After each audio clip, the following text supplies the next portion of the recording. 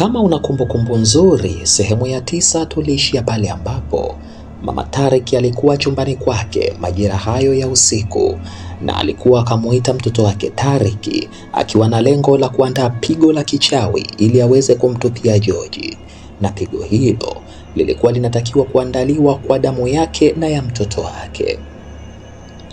Lakini akiwa hapo chumbani kwake aliweza kubadilika katika maumbile ya ajabu sana, kiasi cha kumtisha hata mtoto wake Tariq, na Tariq akajikuta anapiga kelele kwa hofu sana. Je, nini kiliendelea? Mimi ni Amani Leonard. Hapa ni Himaya ya Kusisimua. Usiache kusubscribe. Hii ni sehemu ya 10 na ni sehemu ya mwisho kabisa ya simulizi hii inayokwenda kwa jina la Kuna Siri ya Kutisha katika Nyumba Iliyojengwa Mwisho wa Mtaa. Karibu tuweze kutamatisha. Basi Mama Tariq aliweza kubadilika hivyo, na mtoto Tariq alipoona mama yake yupo katika hali hiyo alijikuta akipiga kelele sana, lakini Mama Tariq aliweza kumkamata mtoto wake shingoni, kisha akainua kisu chake tayari kukamilisha azma yake ya kumwaga damu ya mwanae huyo asiye na hatia. Aliogopa sana Tariq, alipiga kelele sana, lakini hakuweza kusubiri. Aliona huyu aliye mbele yake si mama yake anayemjua, kwa sababu Tariq hakuwahi kujua kuwa mama yake ni mchawi wa kutisha kiasi hiko. Basi Tariq alijitahidi vilivyo, akakamata pembe moja lilokuwepo katika ungo wa mama yake, kisha akampiga nalo mama yake kichwani, na Mama Tariq aliweza kupiga kelele za maumivu makali sana, lakini wala Tariq hakujali kitu. Na hapo ndipo Tariq alipata nafasi na aliweza kutimua mbio kutokea chumbani humo kwa mama yake, na hakutaka kukaa kabisa. Aliona akizubaa tu anaweza kupoteza maisha. Rudi Tariq, nakwambia rudi hapa. Kwa sasa ni damu yako ndo ina umuhimu kwangu, wala sio uhai wako. Lazima nilipe kisasi kwa mwanadamu yule dhalimu aliyesababisha nikose bangili ya kamba. Ilikuwa ni sauti ya Mama Tariq akimwamrisha mtoto wake aweze kurudi, lakini muda huo Tariq alikuwa amekwisha toka ndani ya chumba hiko haraka sana, na ilikuwa haijulikani ameelekea wapi. Mpenzi msikilizaji, hakika mchawi hana maana kabisa. Hebu fikiria kama Mama Tariq kanuia kummaliza mtoto wake wa kumzaa kabisa kwa sababu ya kisasi tu cha bangili ya kamba. Basi tunarudi ule upande alipokuwepo George pamoja na Alfani, ambapo Alfani alikuwa tayari kumwambia George ukweli wote kuhusiana na bangili hiyo ya kamba.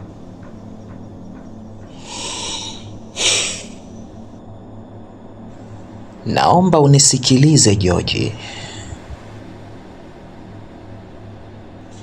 Hii inaitwa bangili ya kamba au nywila Mwanyaluhanga.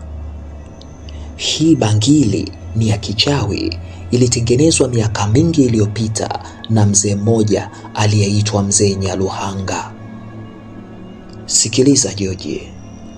Palikuwa na kijiji kimoja ambacho kwa miaka mingi sana kijiji hicho kilitawaliwa kichifu, lakini sifa ya kuwa chifu katika kijiji hiko ilikuwa ni lazima uwe na nguvu ya kichawi kuliko mtu yoyote yule ndani ya kijiji hiko. Basi vita ya uchawi ilikuwa ni kubwa sana, na kila alionekana na nguvu mwanzo bado aliendelea kuwindwa na kupotezwa na wachawi. Hatimaye kijiji kilikaa takriban miaka 10 bila kuwa na chifu wa aina yoyote ile. Basi hapo ndipo mzee huyu, Mzee Nyaluhanga, alisafiri kwenda mbali na kijiji hiko, akaenda kijiji kingine kabisa kutafuta namna gani ataunda uchawi wenye nguvu zaidi na zaidi katika ulimwengu mzima wa kichawi. Hapo Mzee Nyaluhanga akafika katika eneo moja la kijiji cha mbali, kijiji ambacho baadaye kilipotelea msituni ghafla tu. Kijiji hiko kilikuwa hakuna watu walio hai kabisa. Wengi wao walikuwa wameuawa kutokana na vita za kikabila. Hapo ndipo mzee Nyaluhanga aliweza kutafuta namna ya kutengeneza uchawi huo, ambapo katika kijiji hiko aliweza kukusanya masalia ya mifupa ya watoto waliouawa kikatili wakati wa vita. Basi mifupa hiyo ilisagwa, kisha akachanganya na majivu pamoja na magome ya miti iliyopigwa na radi za usiku kipindi cha mvua kubwa nyakati za mwezi mpevu. Basi huko ndipo akaipasha bangili hiyo kwa moto wa kichawi uliowashwa kwa takriban siku 7, na bangili hiyo ilitoka na nguvu zisizo za kawaida.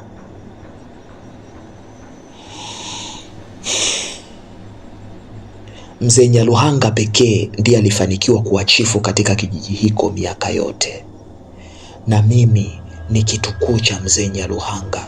Hivyo bangili hii nilipatiwa kama zawadi na wazee wa tawala za kichawi baada ya kuonekana ninafaa kuwa kiongozi wa dunia za kichawi. Kusikika sauti za roho za watu waliokufa, huo ni uwezo ambao bangili hii inakupatia.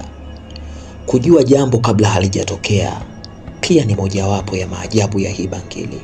Ndio maana hata wewe mkono wako ulianza kufaganzi ukiwa njiani. Ile ilikuwa ishara ya kuwa unapoenda kuna hatari kubwa, lakini haukuelewa. Ukajikuta unaingia kirahisi kwenye mtego wa Mama Tariki, lakini ungeelewa wala asingekunasa. Ukinuizia jambo lolote linatokea haraka sana. Kujua siri nyingi na hazina za utajiri wa milele, hayo ni baadhi tu ya uwezo wa bangili hii. Lakini bangili hii ina upande wa pili ambao ni upande mbaya pia.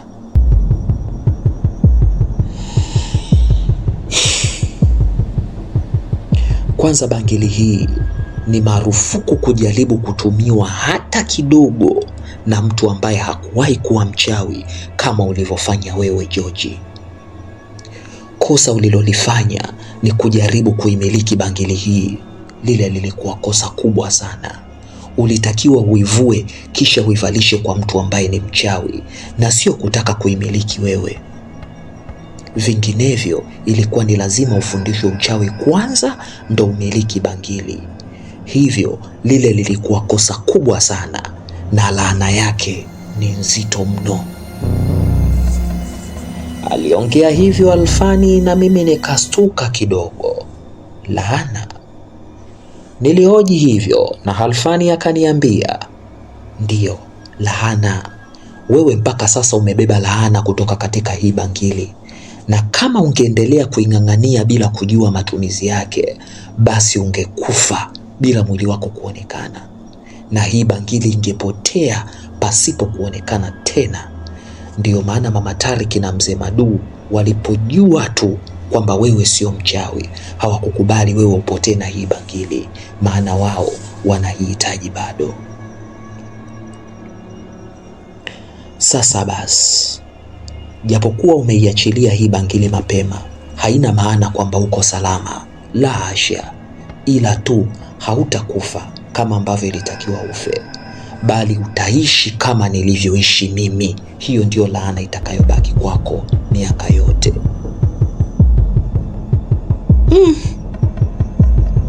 Aliongea hivyo Alfani na mimi nilistuka zaidi. Kuishi kama ulivyoishi wewe? Nilioji hivyo na Alfani akaniambia, ndiyo, hapa ninapokuambia zimebaki siku 3 tu na wewe utaanza kuishi kama kivuli, kama mimi nilivyoishi kivuli, na hapo tiba yake inakuwa sio hii bangili tena, maana hiyo laana inakuwa imetokana na hii bangili. Kwa hivyo hii bangili haiko tayari kuwa tiba.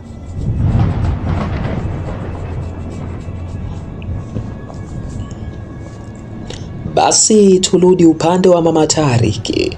Mama Tariki aliweza kutoka chumbani kwake akiwa katika umbo hilo la kutisha ili kuweza kumtizama mwanaye amekimbilia wapi, lakini kwa bahati mbaya hakumuona kabisa.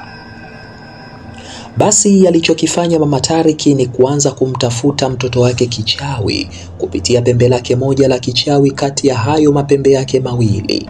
Akawa analitumia kama darubini ili aweze kumwona mtoto wake, na kweli hapo akafanikiwa kumwona mtoto wake akiwa anahangaika kufungua geti ili aweze kutoka nje. Basi Mama Tariki alijaribu mara kadhaa kunuizia maneno ya kichawi ili aweze kupotea katika eneo hilo, na lengo lake lilikuwa ni kwenda kumzuia Tariki kabla hajafika mbali, lakini akagundua pembe hilo lilikuwa halifanyi kazi kabisa. Ndiyo, aligundua hivyo. Alipoangalia kwa makini akagundua pembe hilo lilikuwa limevurugwa baadhi ya dawa zilizokuwa zimewekwa ndani ya pembe hilo. Na hii ni baada ya mtoto wake Tariki kulitumia pembe hilo kama silaha muda ule alipompiga nalo kichwani. Shenzi huyu mtoto, mpuuzi kabisa, lakini haina shida. Nitamfuata hata kwa miguu huko alipokimbilia, ila lazima niweze kutengeneza kombola hili kwa ajili ya ule mwanadamu mshenzi. Bado aliongea Mama Tariki huku akiwa na nia ya kumwadhibu Joji, bila kujua Joji kule alipo tayari naye kuna makosa akayafanya, hivyo amejikuta akajiingiza katika adhabu nzito pia. Basi Tariki alifanikiwa kufungua geti kabla mama yake hajafika, na alifanikiwa kutoka nje, huku bado Mama Tariki akiendelea kumcheki mara kadhaa kwenye pembe lake la kichawi ambalo alilokuwa analitumia kama darubini. Na muda huo Mama Tariki alikuwa bado hajafanya maamuzi ya kumfata kwa miguu mtoto wake, baada ya kiasi cha uchawi wake kushindwa kufanyika kutokana na kuharibiwa kwa dawa iliyo ndani ya moja ya mapembe hayo. Basi Tariki aliweza kukimbia usiku huo, akafika mahali kwenye mapori makubwa sana, akakaa hapo ili kuweza kupumzika, huku akiwa anatetemeka kwa hofu kubwa na baridi. Na hapo Mama Tariki naye akaanza safari ya kumfata mtoto wake huyo. Upande wa Joji alikuwa katika dimbwi kubwa sana la mawazo. Hii ni baada ya kusikia hivyo, na hapo akaweza kumhoji tena maswali kadhaa Halfani, kama mimi nilivyokusaidia wewe, ndivyo wewe unapaswa kunisaidia mimi kabla ya siku 3 za laana hazijatimia. Niliongea hivyo, na hapo nikamsikia Halfani akiniambia, Joji, njia ni moja tu ambayo wewe ndio unatakiwa huifanye, tena wewe mwenyewe. Hakuna namna nyingine ya kujiokoa na hiyo laana bila kumwaga damu ya binadamu kabla ya hizo siku 3 hazijatimia. Yaani unatakiwa uue mtu.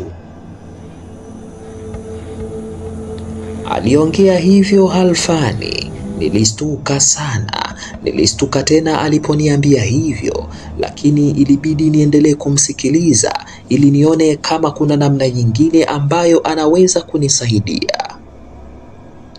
Joji, ukishamuua binadamu huyo, utapaka damu yake katika paji la uso wako kidogo, kisha utanuizia maneno yoyote yale ya kuifuta laana hiyo, na hapo ndipo laana hiyo itaondoka kwako muda huo huo.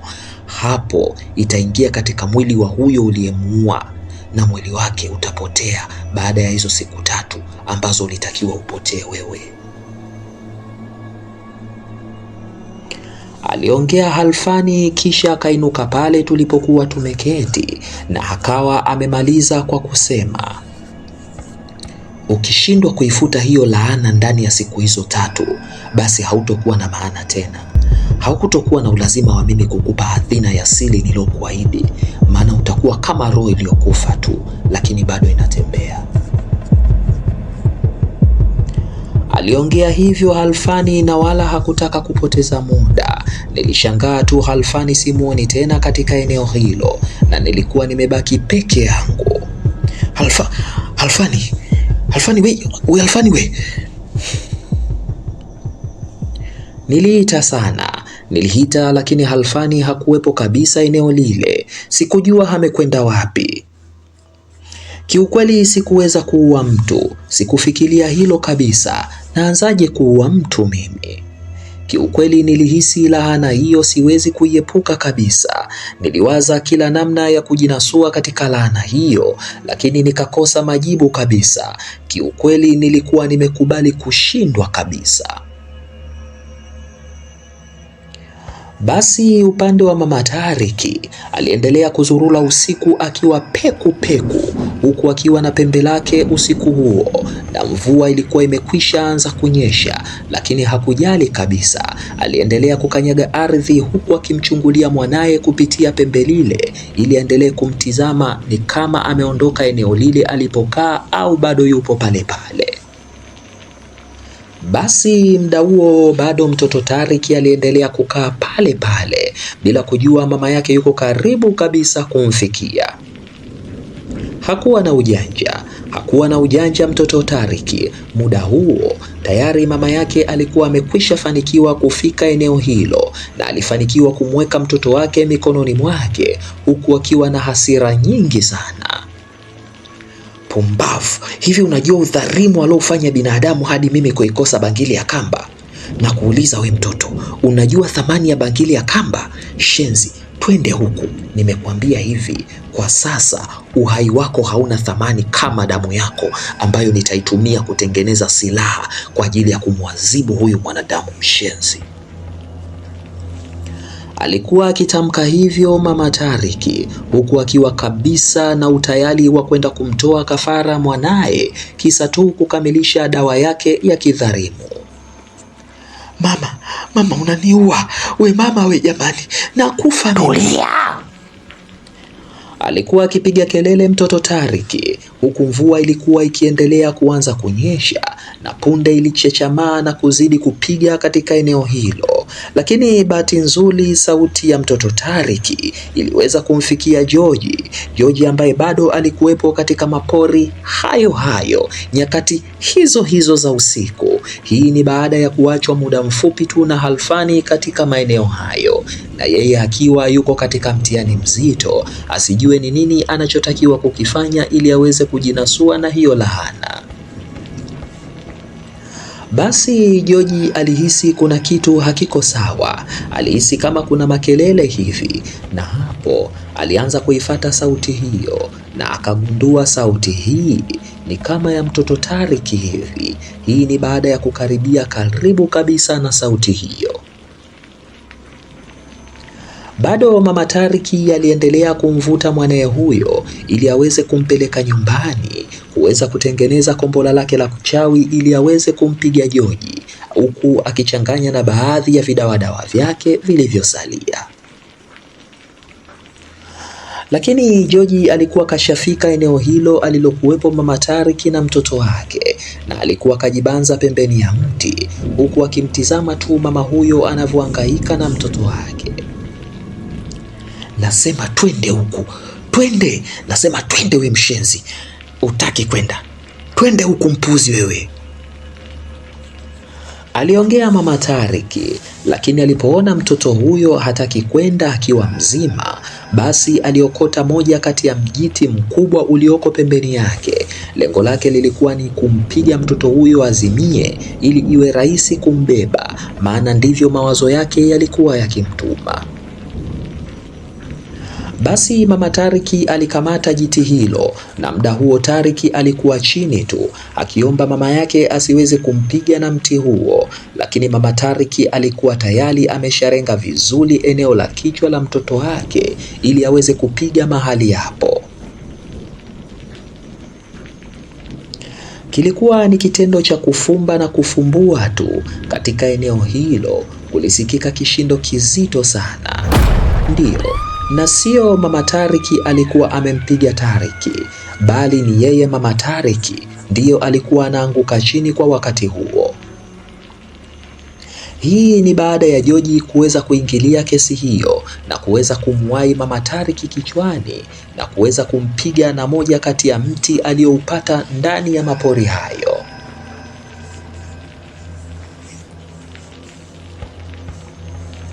Basi Tariki alisimama, na hapo alipoweza kusimama wala hakujali ni nani alimsaidia, na kwa sababu giza lilikuwa limetanda, alishindwa kabisa kutambua kuwa George ndiye aliyekuwa mwokozi wake kwa wakati huo. Binafsi mtoto Tariki aliona ni kama muujiza tu, akaamua kuinuka na kutimua mbio katika eneo hilo pasipo kugeuka nyuma. Na hapo katika eneo hilo la mapori akaweza kubaki George peke yake akiwa na mjiti wake mkononi pamoja na mama Tariki ambaye alikuwa chini tu kwa wakati huo.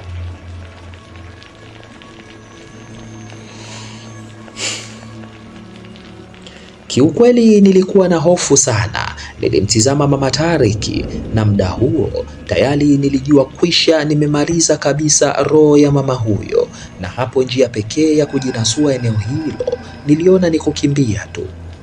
Ndiyo, nilifahamu fika nimekwisha ua, sikuweza kufanya jambo lingine lolote. Niliona njia pekee ya kujiweka salama ni kuweza kukimbia tu katika eneo hilo. Basi niliutupa mti huo niliompiga nao mama Tariki. Haraka nikajiandaa kuchanja mbuga, lakini kitendo cha kugeuka tu ili niweze kukimbia, nilikutana uso kwa uso na Halfani. Nilistuka sana, maana sikutarajia kama Halfani angerudi kwa ghafla kiasi hiko katika eneo hilo. Na hapo Halfani akaweza kuniuliza swali. Unakimbia nini George? Aliniuliza hivyo Halfani, na mimi nikamjibu, nimeua Halfani, nimeua. Unafikiri nitapona mbele ya mkono wa sheria? Nilimwambia hivyo Halfani, na yeye akacheka kidogo, kisha akanijibu, George, huyu ameshakufa. Chukua damu yake paka katika paji lako la uso, ivue laana yako. Aliongea hivyo Halfani, na hapo ndo nikakumbuka kumbe hii ndiyo fursa pekee ya kuitoa laana yangu. Sitaweza kupata fursa nyingine kirahisi tofauti na hii. Basi taratibu nilimsogelea mama Tariki pale alipokuwa ameanguka, na ni kweli alikuwa amekwisha poteza maisha. Na nilichofanya, nilichukua damu yake mama huyu, damu iliyokuwa inavuja kichwani kwake, eneo lile nililompiga na ule mjiti, kisha nikajipaka damu hiyo katika paji langu la uso, na hapo nikanuizia maneno machache ya kuivua ile laana, kisha nikainuka na kumgeukia tena Halfani. Okay, basi tuondoke na huo mwili uache hapo hapo. Hautamaliza siku 3, utakuwa umepotea kabisa na hautaonekana katika macho ya kawaida ya kibinadamu, maana utakuwa umekwisha mezwa na hiyo laana. Kiukweli sikuamini kama nimeokoka katika hiyo laana, na hapo Halfani akaniambia, George, yule mtoto Tariki hana mtu wa kukaa naye. Kwa sasa anaelekea nyumbani kwao, ambapo hakifika huko nyumbani kwao hatakuta nyumba, bali atakuta makaburi tu, kwa maana mama yake ameshakufa. Hivyo kila kitu kiko huru na kila kitu kiko wazi machoni pa watu. Basi utatakiwa umchukue yule mtoto ili aweze kukaa na wewe, aliongea Halfani. Kisha nikamuuliza, lakini Tariki ameniona nimemua mama yake. Nilihoji hivyo na Halfani akaniambia, ameona mtu amemsaidia, ila hajajua kuwa huyo mtu ni wewe kutokana na hii hali ya giza. Hivyo kamchukue, nenda naye kwako, ishi naye. Aliongea hivyo Halfani, na mimi nilimsikiliza kwa makini sana. Halafu akaendelea, mimi nitawaacha, sitoweza kuishi na nyie, nitarudi kuishi kwenye utawala wangu, lakini ahadi ya hazina ya siri yenye utajiri wa kudumu nitakupatia ndani ya siku 3 tu kama nilivyokuahidi. Lakini mtunze sana Tariki na usimwambie lolote kuwa wewe ndiye uliyemuua mama yake. Ishi naye kwa upendo tu. Aliongea hivyo Halfani, na mimi sikupinga. Niligeuka na kuanza safari ya kuelekea kwa mama Tariki ili niweze kumfuata Tariki, kuweza kuishi naye kama mdogo wangu, huku nikisubiri utajiri wa hazina ya siri ambao alikuwa ameniahidi Halfani. Na huu ndio mwisho kabisa wa simulizi hii inayokwenda kwa jina la Kuna Siri ya Kutisha katika Nyumba Iliyojengwa Mwisho wa Mtaa. Mimi ni Amani Leonard. Hapa ni Himaya ya Kusisimua.